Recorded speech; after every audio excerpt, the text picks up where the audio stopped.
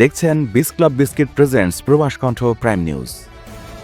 Malaysia অবস্থানরত শরণার্থী ও আশ্রয়প্রার্থীদের কর্মসংস্থানের সুযোগ সম্প্রসারণে সমন্বিত উদ্যোগ জোরদার করতে গুরুত্বপূর্ণ এক বৈঠক অনুষ্ঠিত হয়েছে। বুধবার 18 মার্চ দেশটির পররাষ্ট্র মন্ত্রণালয় এর নেতৃত্বে আয়োজিত এই বৈঠকে সরকারি সংস্থা এবং আন্তর্জাতিক অংশীদারদের সক্রিয় অংশগ্রহণ লক্ষ্য করা যায়। বৈঠকে আন্তর্জাতিক সংস্থা International Organization for Migration UNHCR, Malaysia এবং United Nations Industrial Development Organization একত্রিত হয়ে কমপ্লিমেন্টারি লেবার মোবিলিটি পাথওয়েজ কর্মসূচির অগ্রগতি এবং ভবিষ্যৎ পরিকল্পনা নিয়ে বিস্তারিত আলোচনা করে।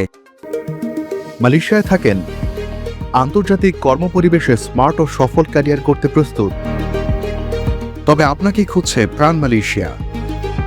সমগ্র মালয়েশিয়া জুড়ে বিভিন্ন পদে আপনি হতে পারেন আমাদের পরবর্তী টিম মেম্বার। আপডেটেড সিভি সহ হোয়াটসঅ্যাপ করুন এই নম্বরে। এই কর্মসূচির লক্ষ্য হল শরণার্থীদের দক্ষতা উন্নয়ন এবং শ্রমবাজারে অংশগ্রহণের সুযোগ সৃষ্টি করা, যাতে তারা স্বনির্ভর হতে পারে এবং অর্থনীতিতে ইতিবাচক অবদান রাখতে সক্ষম হয়।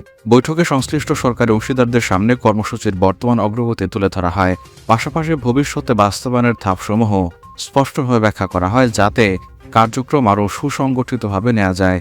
বিশেষভাবে গুরুত্ব দেওয়া হয় এমন একটি কার্যকর সমন্বয় কাঠামো গড়ে তোলার উপর, যা জাতীয় নীতিমালার সঙ্গে সামঞ্জস্যপূর্ণ থাকবে এবং সংশ্লিষ্ট সকল সংস্থার মাধ্যমে কার্যকর যোগাযোগ নিশ্চিত করবে।